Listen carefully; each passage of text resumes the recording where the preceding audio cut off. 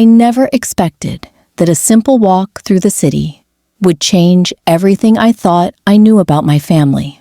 Sometimes, life surprises you in ways you can't prepare for. Moments that shake the entire foundation of what you believe to be true. Before that fateful afternoon, I had a picture of my family that seemed complete. Or at least, that's what everyone had told me was the reality of the situation. My son-in-law, Richard, had painted a very specific story about my daughter Sarah and my granddaughter Emma, and I had accepted every word without question, without doubt, without asking for verification. I had made peace with their absence, or so I thought I had.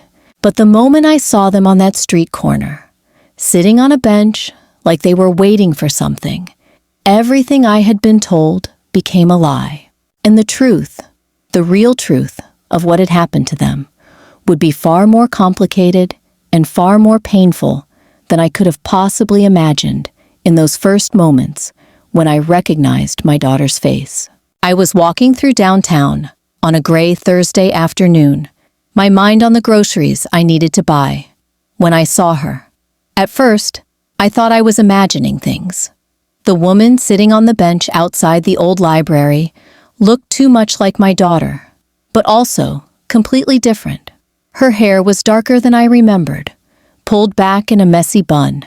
She was thinner, worn down in a way that made my stomach twist. Next to her sat a young girl, maybe 13, with the same sharp chin as my daughter, the same way of tilting her head when she looked at the passing people. But it couldn't be. It was impossible. My daughter was in Germany. She had been in Germany for 2 years. My son-in-law, Richard, had told me they moved there after a terrible fight with my daughter, and that she had no intention of ever coming back to this country. He had been very clear about that, very firm.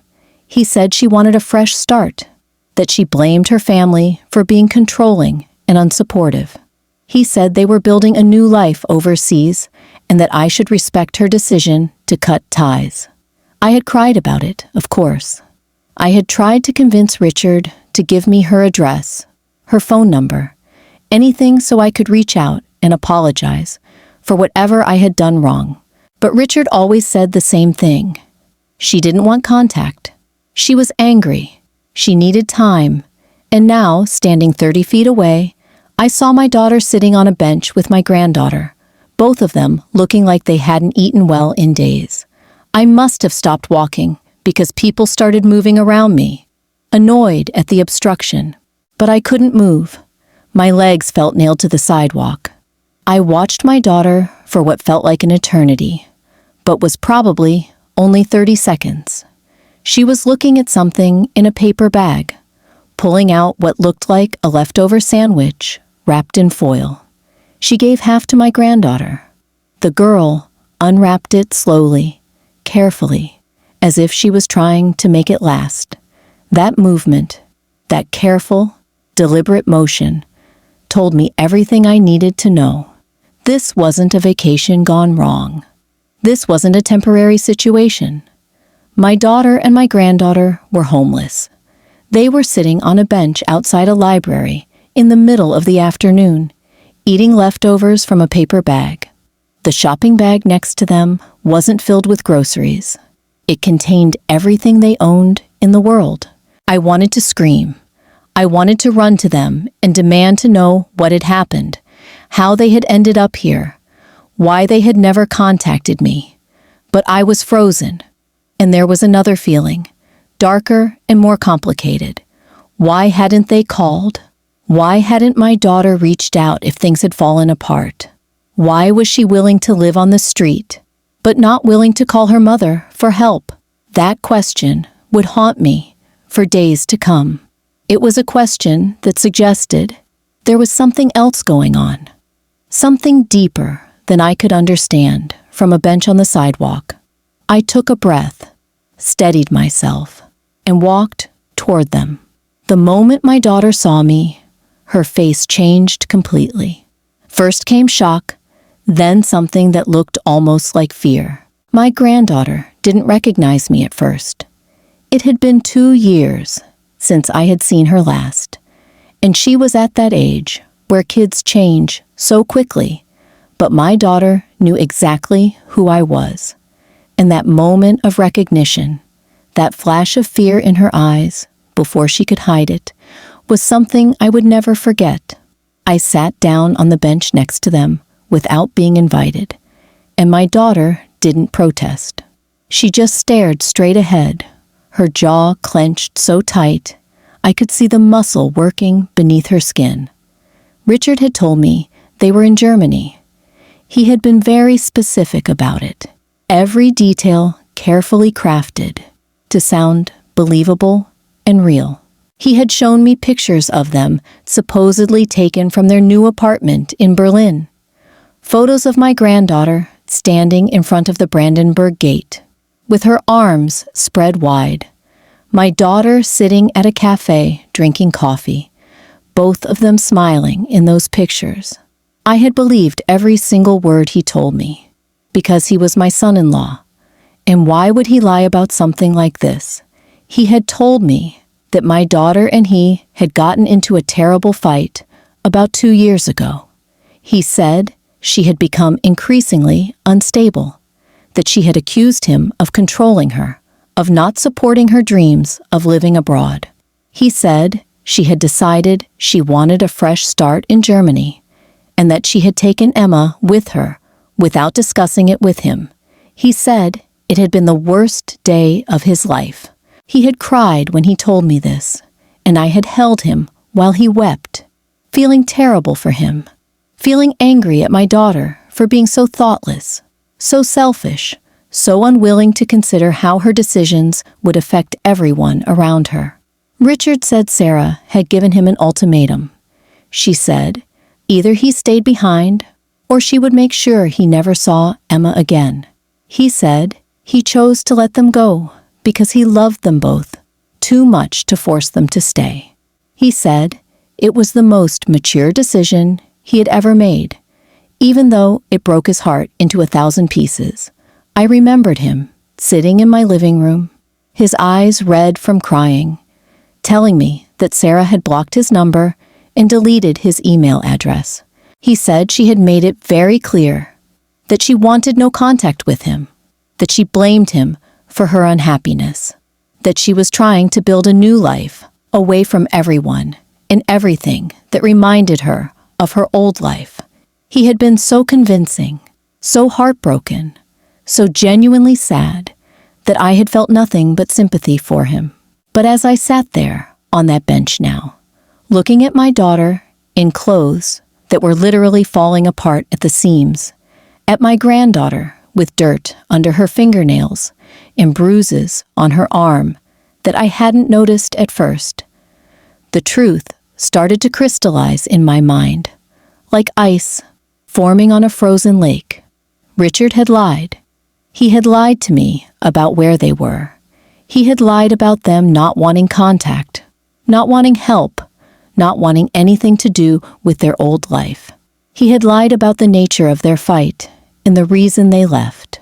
And while he was here, while he was living in the house that my daughter and I had bought together, the house they had moved into after they got married, he was telling people, telling everyone, the story of his wife's departure. He was painting the narrative of a woman who had abandoned her family in a fit of anger, who was too unstable and too selfish to stay and work things out like an adult. He was the victim in his story. He was the betrayed husband, the separated father, the man left behind by a woman who couldn't handle responsibility. But the real story was sitting right next to me on this bench, and it was far worse, far darker, and far more devastating than anything he had told me in those 2 years of his lies. I didn't ask many questions on the bench. There would be time for questions later, I thought, but I wasn't sure about that.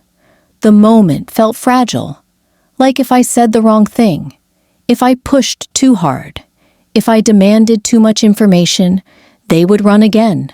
and I couldn't bear the thought of losing them a second time. I just said that I was taking them home with me, that they could stay as long as they needed, that everything was going to be okay. My daughter looked at me like she didn't quite believe me. But she didn't argue. She gathered their belongings slowly, methodically, like someone who had to be careful with every single thing they owned. The paper bag with the half-eaten sandwich, the backpack with their possessions. Everything they owned in the world fit into one backpack and a paper bag. We walked to my car, and I tried not to look at the other people on the street. Tried not to see them seeing us. This woman and girl who clearly didn't belong in the downtown area, getting into a car like they were about to be rescued. On the drive to my house, my granddaughter asked if we could stop for food. Her voice was small, tentative, like she was afraid to ask for anything. She said she was hungry, but apologetically, like she was imposing on me. My daughter squeezed her hand and told her we would eat at my house. The shame on my daughter's face when her daughter asked to eat broke my heart all over again. It was a different kind of breaking than when I first saw them.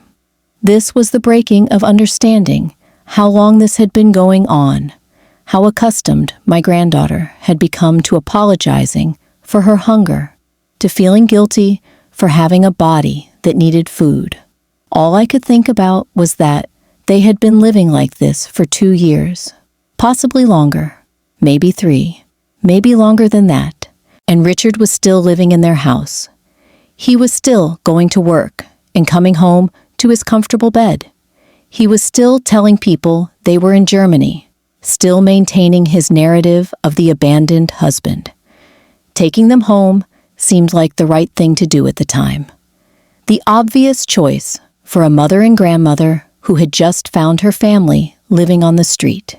What I didn't realize was that bringing them home would be the beginning of a much more complicated story. One that would force me to reckon with how little I actually understood about what had happened between my daughter and her husband.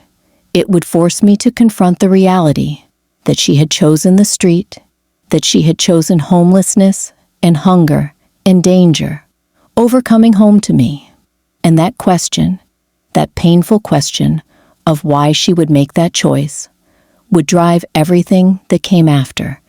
It would be the lens through which I would try to understand my daughter's fear, her shame, her broken sense of what was safe and what was possible. When we got to my house, my daughter stood in the doorway for a long moment without moving. She looked around at the living room like she was seeing it for the first time, or maybe like she was seeing it for what might be the last time.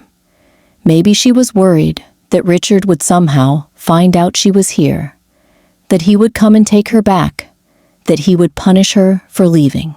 Maybe Richard had told her never to contact me, that I had betrayed her in some unforgivable way, that I was part of the reason she needed to leave in the first place.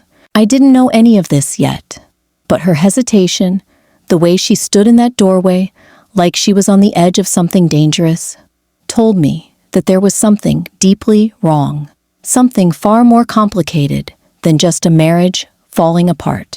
My granddaughter was less cautious. She walked straight through the living room and into the kitchen, drawn by her hunger, like a compass pointing north.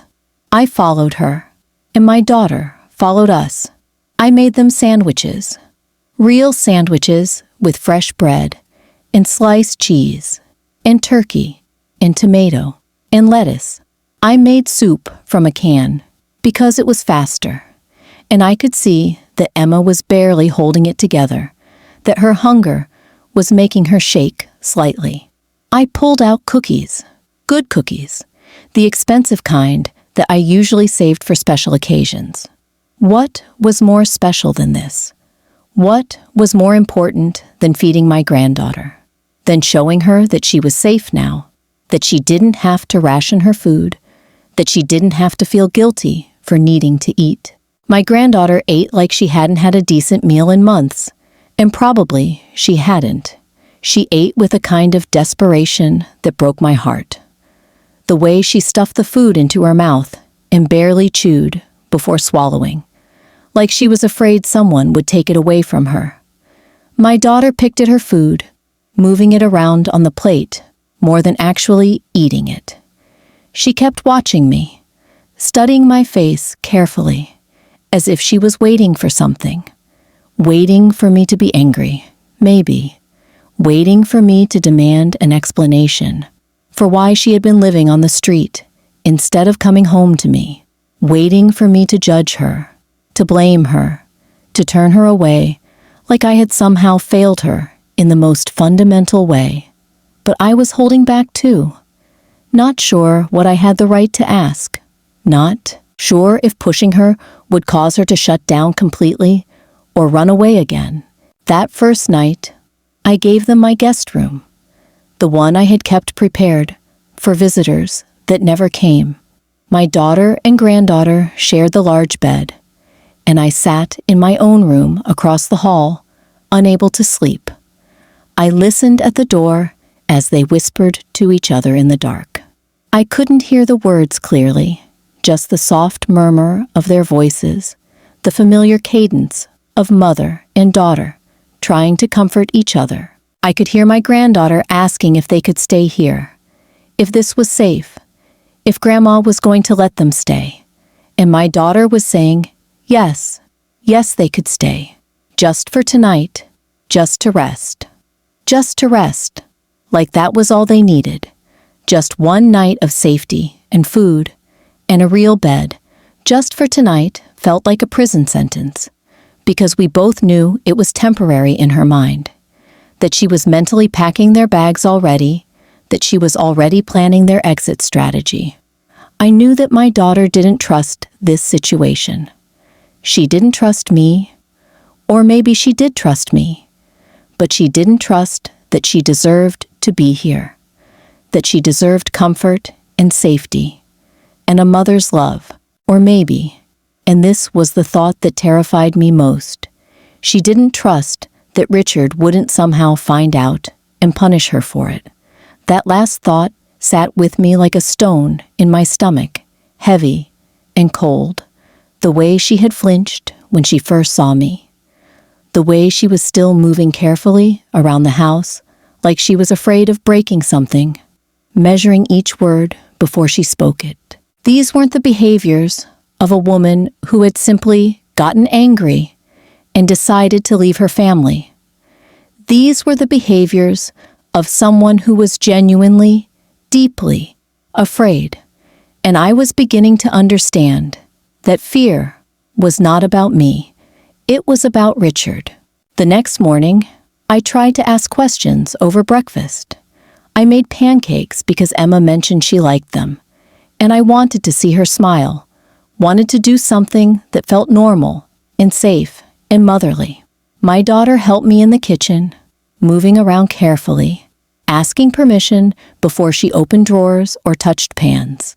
I asked her when they had come back from Germany, trying to keep my voice casual, like this was just normal conversation, not an interrogation. She looked across the kitchen at Emma, and some kind of silent communication happened between them. Mother and daughter sharing information in glances and tiny nods. Then, my daughter set down the spatula she was holding and told me that they had never been in Germany. They had never left the country. They had been here the whole time, living in shelters, living in their car for several months, living on the street, living anywhere but the house that Richard had convinced them they could never return to. Living anywhere was better than being in that house with him. She told me about the fight, or what Richard had called the fight. He had accused her of spending too much money on a painting for the living room, of not consulting him before making a major purchase decision. She had said it was a small painting, nothing expensive, a gift to herself for her birthday. He had said that she was selfish, that she was ungrateful for everything he provided for her, that she was making unilateral decisions that affected both of them. The fight had escalated from there. The way fights do in relationships, where one person has all the power and the other person is constantly trying to appease them. He had told her that if she didn't like how he ran things, she could leave. He had said it casually, like he wasn't serious, but his tone had made it clear that this was an ultimatum. She had taken his suggestion literally. She had packed a bag for her and Emma, and she had left. She had thought maybe a few days away would show him how much he needed them, how empty his life would be without them. She had thought he would call, would beg her to come back, would change his behavior. He had never called. Instead, when she tried to come back 3 days later, she found the locks had been changed and her things had been thrown into the yard. He had called the police and told them she was trespassing on his property.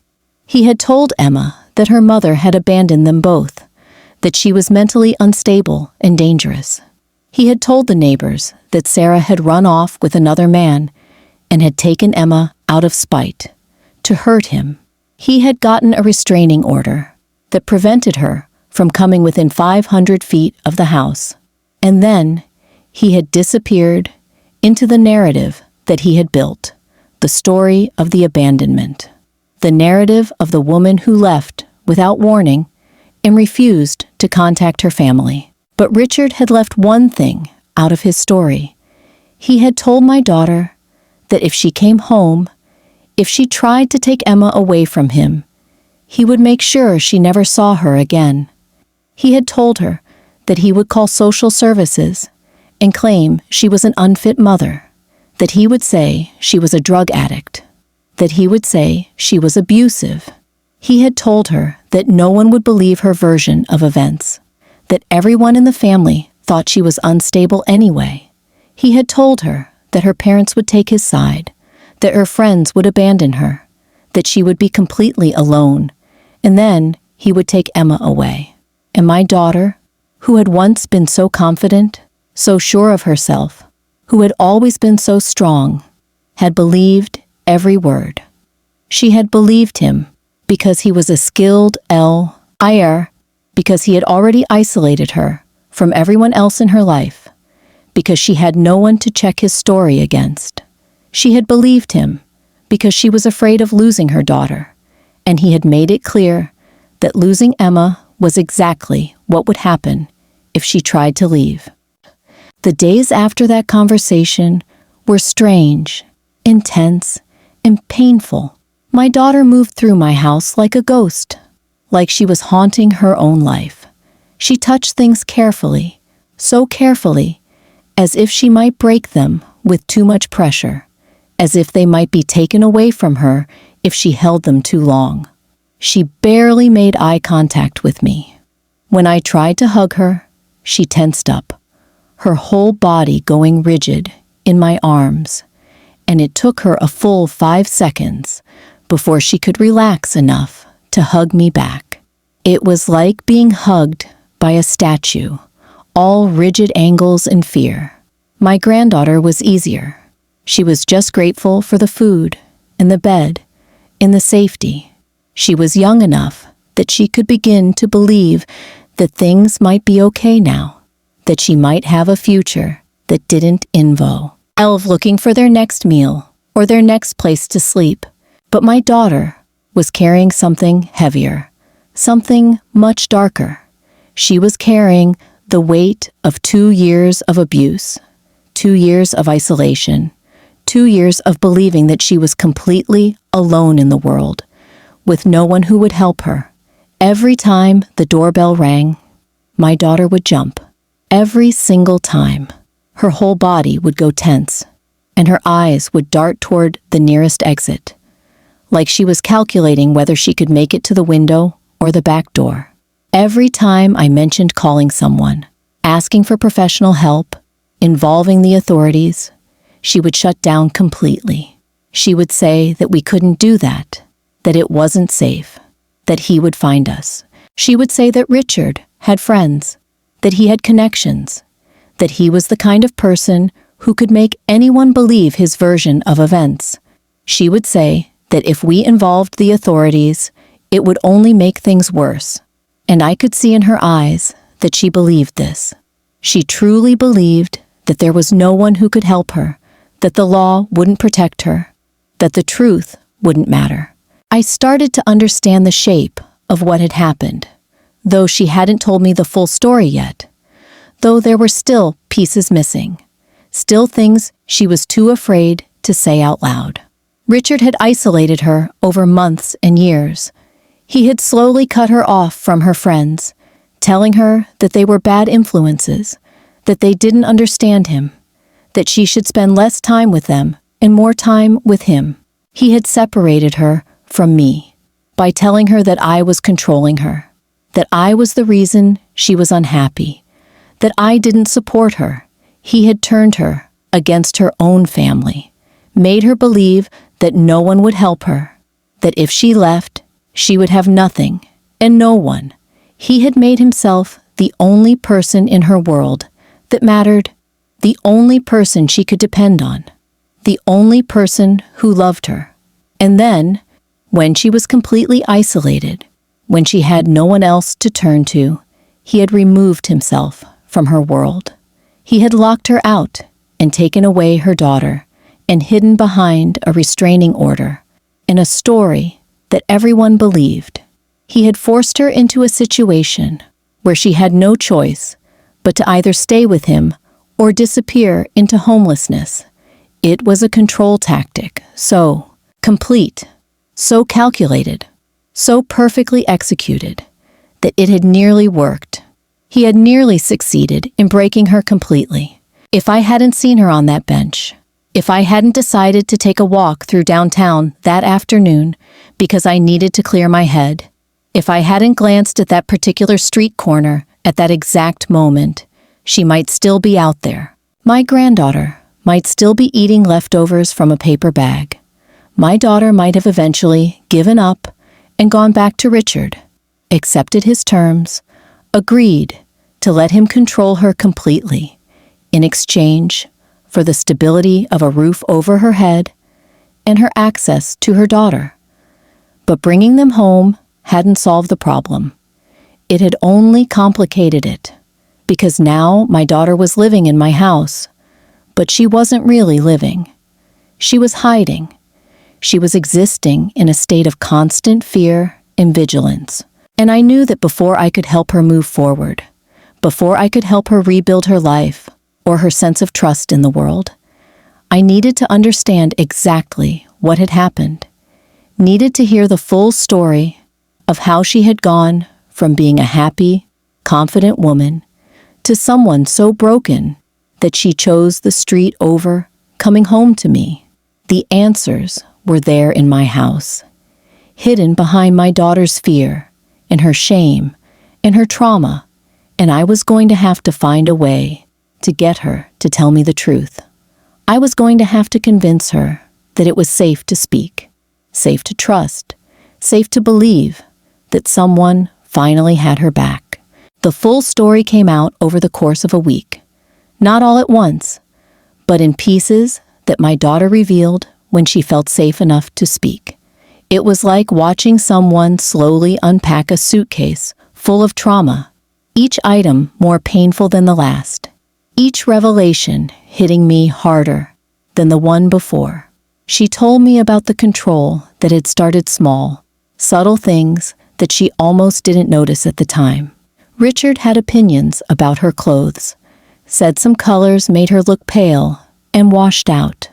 He had thoughts about how she did her hair, suggested she might look prettier if she wore it down instead of up. He had preferences about which friends she should spend time with, mentioned casually that her college roommate seemed a bit selfish, that her work colleagues didn't seem to respect her very much.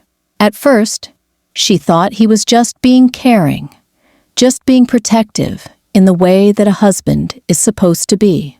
She thought maybe he knew something she didn't, that his way of looking at the world was somehow more correct than hers, more realistic, more wise. She was young when they got married, only 24. He was older, more experienced, and she trusted that he was just trying to help her become a better version of herself. But over time, the small comments became demands. She wasn't allowed to see her friends without him. She was supposed to tell him where she was going and when she would be back. When she didn't, when she came home without calling first, he would be angry for days, silent and cold, punishing her by withdrawing his affection. The demands extended to bigger things. He told her that if she loved him, she would stop spending time with her friends altogether.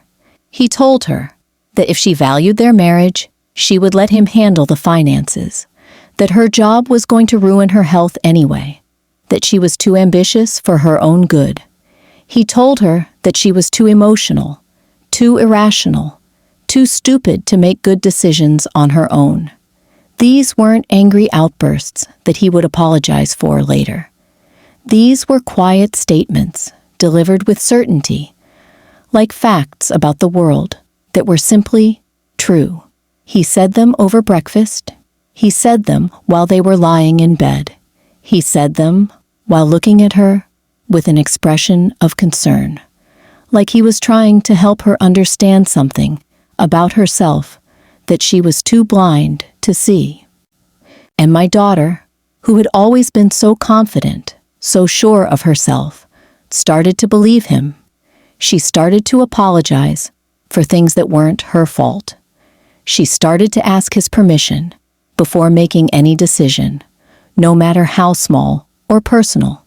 She gave up her job because he said it was making her stressed and unhappy, that she would be happier staying home with Emma, that they needed her there more than her career needed her.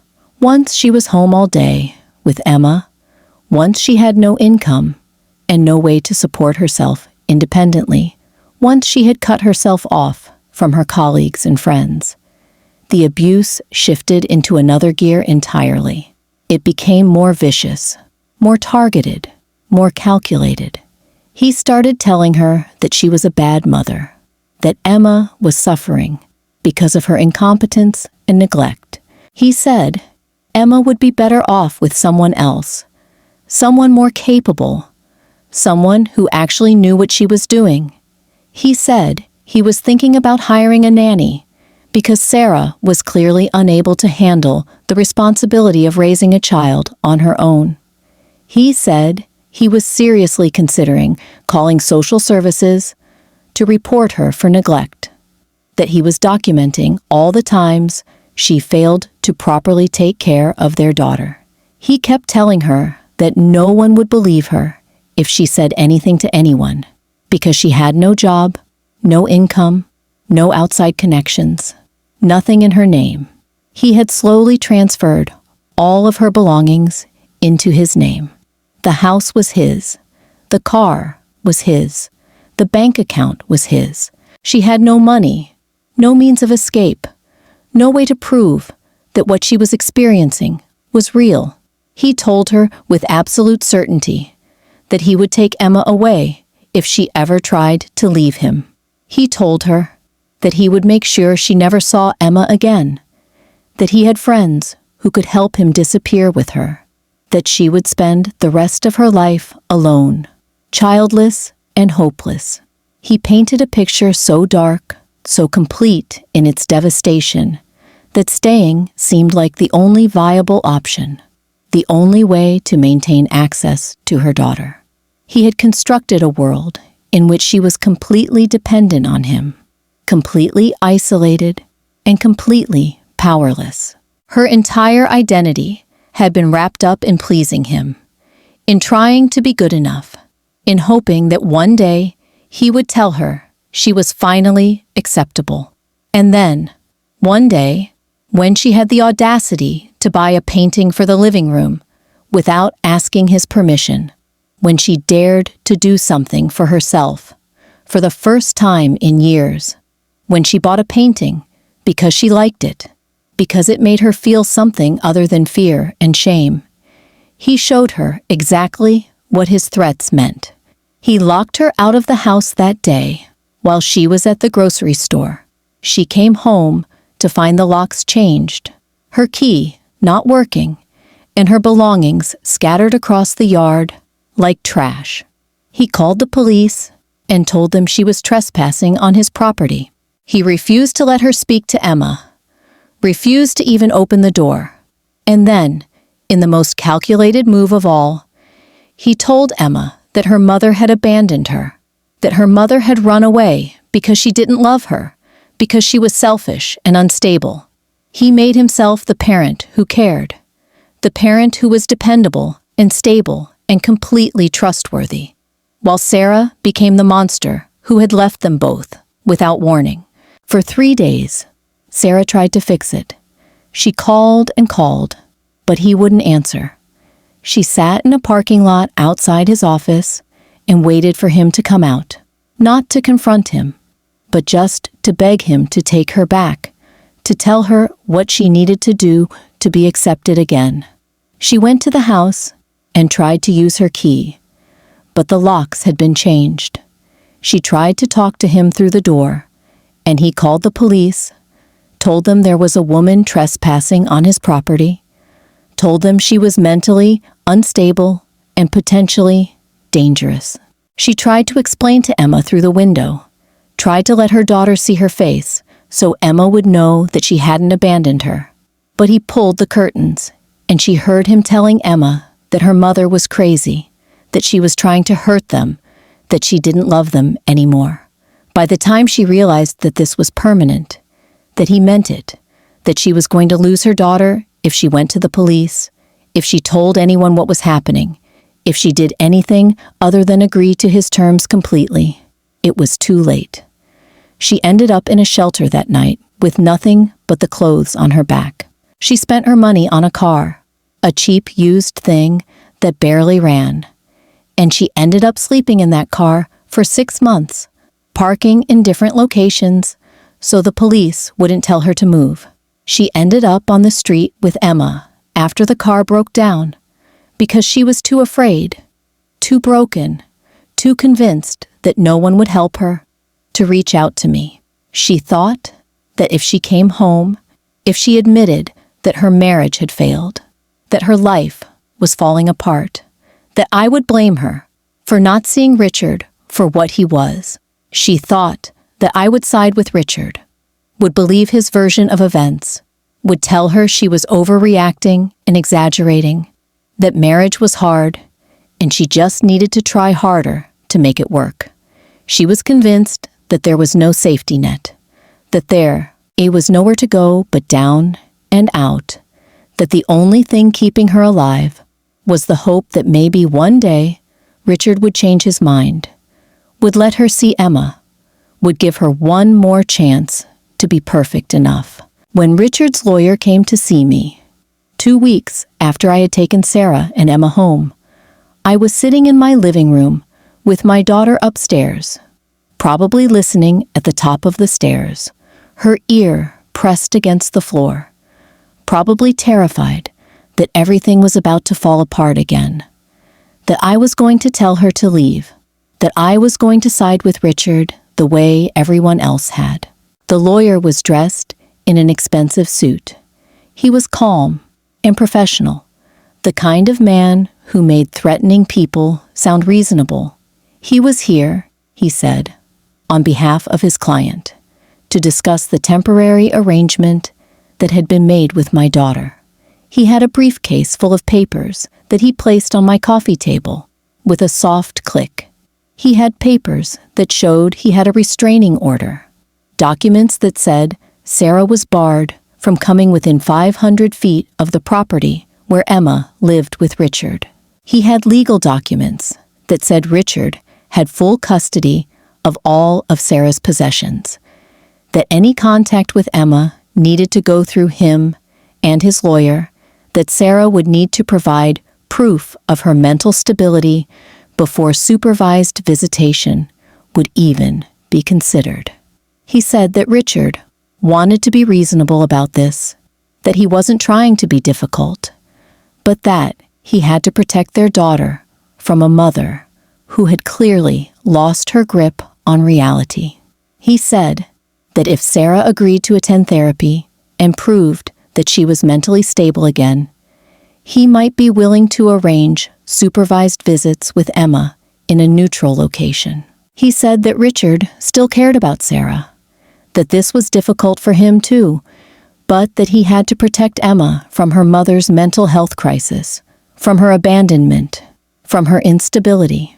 The way he said it, the way he spoke about my daughter, like she wasn't a person, like she was a diagnosis, a problem to be managed with proper medication and professional help, made my blood go cold. My hands started shaking, and I had to grip the armrest of my chair to keep them still. And I understood, in that moment, with absolute clarity, that everything Sarah had told me was true. Every detail of it, the isolation and the threats and the calculated destruction of her sense of self. A man who was truly innocent, a man who had truly been abandoned by his wife, would not come at us with lawyers and legal documents and threats. He would be desperate to reconcile. He would be trying to prove his innocence. He would be fighting to protect his marriage and prove that he deserved another chance. But this man, this lawyer, standing in my living room with his folder of legal documents, was protecting something else entirely. He was protecting a narrative that had already been constructed, protecting a power structure that depended on my daughter's silence and compliance, protecting the ability to control not just Sarah, but Emma as well. I told him to get out of my house. I told him that I had heard the full story, that I knew exactly what had happened, and that if he didn't leave immediately, I would call the police and have him removed. He left, of course, but not before he told me that I was making a huge mistake, that I was helping my daughter alienate a loving father from his daughter, that I would regret this decision. His words didn't shake me, though. I finally understood what I had been blind to before. At the top of the stairs, I could hear Sarah crying silently, her hand pressed against her mouth, trying not to make any sound. When I went upstairs to her, she asked if he had won, if the lawyer had convinced me, if I was going to make her leave. I told her that as long as I was alive, she and Emma had a home with me, and no amount of legal maneuvering or threats was going to change that. What happened next was the hardest part. I had to report Richard to the authorities. I had to take my daughter to the police station and ask her to tell them what had happened. I had to sit with her while she testified about the abuse, the isolation, the threats, the way he had controlled every aspect of her life until she no longer knew who she was. I had to listen to her voice shake as she described the night he locked her out, the sound of the deadbolt clicking into place, the realization that her entire life had just been taken away from her. I held her hand the entire time. The police took her statement seriously. I could see it in their eyes, the recognition of a pattern they had seen before, the understanding that this was real. They opened an investigation into Richard's conduct. They contacted Child Protective Services to assess Emma's living situation. They obtained a protective order that prevented Richard from coming near my house, from contacting Sarah, from trying to take Emma away. They questioned Richard, and he denied everything as I knew he would. He said Sarah was mentally ill. He said she had a history of instability and paranoid thinking. He said she was trying to use false allegations to turn their daughter against him out of spite. He said he wanted Emma to see her mother, but he was afraid that Sarah would kidnap her if given the chance, that she would disappear with Emma the way she had already tried once. He said he was the real victim in this situation, a man who had simply tried to help his wife and had been destroyed by her lies. But there was evidence, so much evidence. There were bank records showing that Richard had sole control of all the finances, that Sarah had no access to any money, that he had spent months slowly transferring everything into his name only. There were emails showing Richard's controlling behavior, his constant criticism of her choices, his explicit threats. There were neighbors who had noticed Sarah being brought home, crying multiple times, who had heard raised voices coming from their house late at night. There was the testimony of social workers who interviewed Emma and found her confused and traumatized, showing signs of emotional abuse by both parents, but particularly by the parent who had told her that her mother didn't love her. There were medical records showing Sarah's anxiety and depression, records that confirmed her story, that she had been controlling all that time, trying to manage her trauma while living with her abuser. The case was strong. The prosecutor felt confident that they could prove the charges beyond any reasonable doubt. And slowly, very slowly, the legal system started to work the way it was supposed to work, the way I had begun to doubt it could. Richard was charged with domestic abuse, with false imprisonment, with making threats. He was required to complete a batterer's intervention program and take parenting classes. He was denied primary custody of Emma. Emma was placed in Sarah's care with the court's full blessing, with Richard having only supervised visitation once a month and only if Emma wanted to see him. But the legal victory didn't fix the damage inside my house. My daughter was still broken. She still flinched every time a car pulled into the driveway, her whole body tensing in anticipation of danger. She still couldn't eat without feeling guilty, pushing food around on her plate and apologizing for taking up space. She still couldn't sleep without nightmares, waking up in a cold sweat, convinced that Richard had found them, that everything had fallen apart again. She still believed, on some level, that everything that had happened was her fault, that she had caused this by being too weak, too stupid, too defective as a human being. The legal system had confirmed that Richard was wrong, but her own mind was still trapped in his narrative, still hearing his voice telling her that she was worthless. Emma was struggling too. She had been told for 2 years that her mother had abandoned her, and now she was being asked to believe that her mother was actually the victim, that the man she had lived with and trusted was actually the villain. It was confusing for her, complicated and difficult to process. She needed therapy. We all needed therapy. I found a counselor who specialized in trauma and domestic abuse, and I convinced Sarah to go, even though she was terrified of what revealing the truth would mean, of what she might discover about herself. I told her that healing wasn't about forgetting what happened. It was about understanding that what happened to her wasn't her fault, that she had done nothing wrong, that she deserved to have her life back, that she was worthy of love and trust and respect. The first time Sarah laughed, really laughed, not the sad, desperate laugh of survival, but an actual, genuine laugh that came from somewhere deep inside, was 2 months after she came home. Emma had said something silly about one of her friends at school, something about a boy who had tripped in the hallway and turned bright red, and Sarah's face lit up the way it used to before Richard got into her head. And then she started laughing, really laughing. And then Emma was laughing with her, and I was standing in the kitchen watching them, and I felt like I had gotten my daughter back.